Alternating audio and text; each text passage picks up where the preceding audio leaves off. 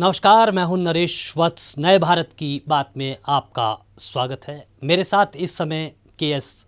दुग्गल हैं, जो कि दिल्ली बीजेपी कार्यकारिणी के सदस्य हैं और मुखर रहते हैं दिल्ली की राजनीति में।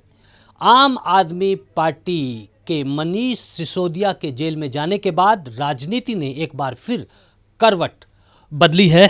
दुग्गल साहब, आपका स्वागत है नए भारत की बात में। धन्यवाद जी, मेहरबानी। आपसे मैं जानना चाहता हूं कि मनीष सिसोदिया के जेल में जाने के बाद दिल्ली की राजनीति ने एक बार फिर करवट ली है। आम आदमी पार्टी अब भी सवालों का जवाब नहीं दे रही है और वो कह रही है कि राजनीतिक विद्वेष के चलते मनीष सिसोदिया को फंसाया गया। देखिए, जो मनीष सिसोदिया को गिरफ्तार किया गया है, ये सीबीआई ने पिछले 6 महीने की कड़ी मेहनत के द्वारा गिरफ्तार किया है। अगर गिरफ्तार उसको करना होता तो 6 महीने पहले जब उन पे एफआईआर हुई थी तभी उन पे गिरफ्तारी हो जाती। उसके छापे पड़े, उसने अपना बैंक अकाउंट खाली दिखाया, अपने घर खाली दिखाए, लॉकर खाली दिखाए। ये सब बातों के पीछे जो दिमाग है वो केजरीवाल साहब, एक आईआरएस का दिमाग है। पैसा इन्होंने अगर नहीं लिया, जब शराब नीति इन्होंने चलाई और शराब ठेकों का आवंटन हुआ, पैसे आए। आप दिल्ली में जिन लोगों ने ठेके लिए हैं, अगर उन पर कार्रवाई की जाए तो दूध का दूध पानी का हो जाएगा। वो जो पैसा आया वो इन्होंने गोवा के इलेक्शन में, पंजाब के इलेक्शन में और हर जगह इन्होंने लगाया। अब ये परतें खुल चुकी हैं। सिसोदिया जी के पकड़े जाने के बाद उनको कोई रास्ता नहीं मिल रहा है। देखिए, इसके बाद और भी घोटाले हैं, स्कूल के घोटाले हैं, हॉस्पिटल के घोटाले हैं। सबसे बड़ा घोटाला जो अभी खुलने वाला है जल बोर्ड का है। सीबीआई सबको बारीकी से जांच कर रही है, इसमें कोई द्वेष की राजनीति नहीं है। ये केजरीवाल का पोल खुल चुका है। केजरीवाल की जो सरकार है पंजाब में भी, ये वो खराब माहौल बनाना चाहते हैं।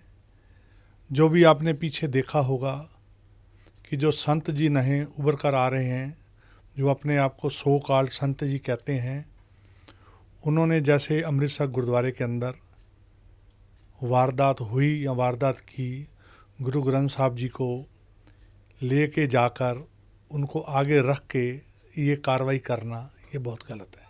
दुग्गल साहब, एक देखा कि राजनीति में आम आदमी पार्टी ने एक नया ट्रेंड शुरू कर दिया है। वो स्वयं ही कट्टर ईमानदार कहते हैं, हर चीज़ का सर्टिफिकेट खुद केजरीवाल देते हैं, कानून व्यवस्था जुडिशरी को भी दरकिनार करते हैं। इस ट्रेंड को कैसे निपटेगी बीजेपी? बीजेपी ने अभी तो कार्रवाई शुरू करी है। अभी घोटालों का पोल खुली है, बहुत घोटाले बाकी हैं।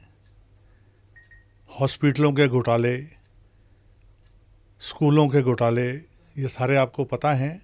2 महीने 3 महीने ठहरिए, दूध का दूध पानी हो जाएगा। केजरीवाल सिखों का बहुत हितैषी बनता है। 2013 में इसकी सरकार आई, 15 में आई, 20 में आई। इतने मंत्री इसके लार्ज मंत्री जीत के, इसने कभी किसी सिख को मंत्री बनाया? सिख को मंत्री ये कभी नहीं बनाएगा। ये सिखों का कोई हितैषी नहीं है। दिल्ली के सिखों को खास कर के समझ लेना चाहिए कि ये खाली दिखावे की राजनीति करता है। पंजाब के अंदर भी इसने बहुत कोशिश करी कि सिख चेहरा सीएम ना बने, पर पंजाब की मजबूरी है कि वहाँ सिख चेहरा ही सीएम चल सकता है, जिसकी वजह से हरभजन मान जी को बनाया गया। अदरवाइज़ जो मार्केट में नाम चल रहे थे उसमें बहुत नाम थे, राघव चड्ढा जी का नाम था और भी कई नाम थे। अगर ये सिखों का इतना हितैषी है तो दिल्ली में सिख चेहरा मंत्री बनाए ना, क्यों नहीं बनाता ये? और पंजाब में जो राजनीति हो रही है, जिस तरीके से छूट दी जा रही है, ये पंजाब में अराजकता फैलाना चाहता है और पंजाब को एक बारी वो 78-84 के दौर में ले जाएगा, जो बाद में ये इससे संभलेगा नहीं और ये हाथ खड़े कर देगा, जैसे हिंदू सिख को आपस में ये लड़ाएगा और ये विवाद पैदा करेगा। मैं गुजारिश करता हूँ सेंटर से, मोदी साहब से, अमित शाह जी से, इसके ऊपर अभी से चेक किया जाए, देख रेख की जाए। अदरवाइज़ पंजाब को ये आग में एक बार फिर धकेल देगा।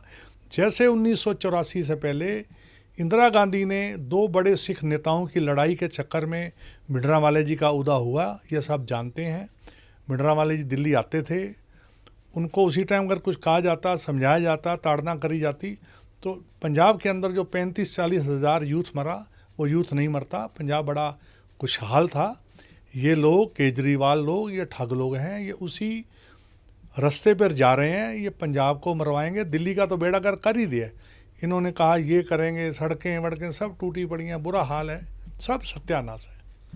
पूर्वोत्तर में अभी जो नॉर्थ ईस्ट में बीजेपी की जीत हुई है, किस तरह से आप देखते हैं? क्योंकि दिल्ली में बीजेपी उतनी मजबूती से प्रदर्शन नहीं कर पा रही है और लगातार एक चुनौती, लगातार जिस तरह की राजनीति केजरीवाल ने की है, वो एक क्या चुनौती बन रही है? देखिए, मैं पूर्वांचल के लोगों का बहुत धन्यवाद करता हूं। उन्होंने मोदी जी को और अमित शाह जी को जो एक चाणक्य के रूप में उभर कर आए हैं और जीत हासिल हुई है। दिल्ली वाले को लोग 2 बारी 3 बारी गच्चा खा गए। आने वाले टाइम में ऐसा नहीं होगा और सारी चीज़ें ठीक होंगी। आने वाले 2024 में मोदी जी 100% स्वीप करेंगे। विरोधी दल कितने इकट्ठे हो जाएं, उनमें कोई नेता नहीं है, कोई अभिनेता नहीं है।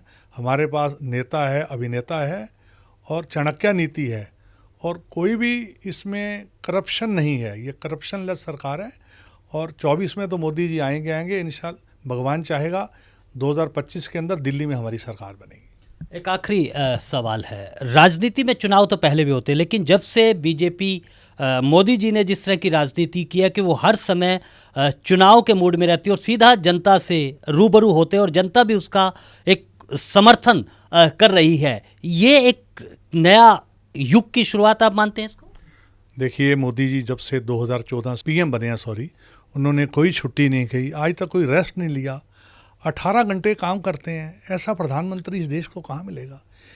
दूसरे जो भी लोग थे वो कभी क्रिसमस पे छुट्टी पे, कभी दिवाली की छुट्टी पे, कभी नई दिल्ली भी छुट्टी पे, कोई इंग्लैंड जा रहा है, कोई जर्मनी जा रहा है, कोई यूरोप जा रहा है। आज तक आपने सुना है दिल्ली का, हिंदुस्तान का मंत्री कहीं गया हो? 24 घंटे काम है। मोदी जी काम लेते हैं, जो काम नहीं करता उसको हटा दिया जाता है। और यही हमारी चाणक्य नीति है और यही हमारी देशभक्ति है और यही देश को ऊपर ले जाने का काम है। शुक्रिया। तो ये थे के.एस. दुग्गल, जो बता रहे थे कि नए भारत के निर्माण में जिस तरह का काम बीजेपी कर रही है, चरैवेति के सिद्धांत पर वो लगातार चल रही है। तो आज के लिए बस इतना ही, मुझे दीजिए अनुमति और आप बने रहे ब्रॉडकास्ट मंत्रा के साथ।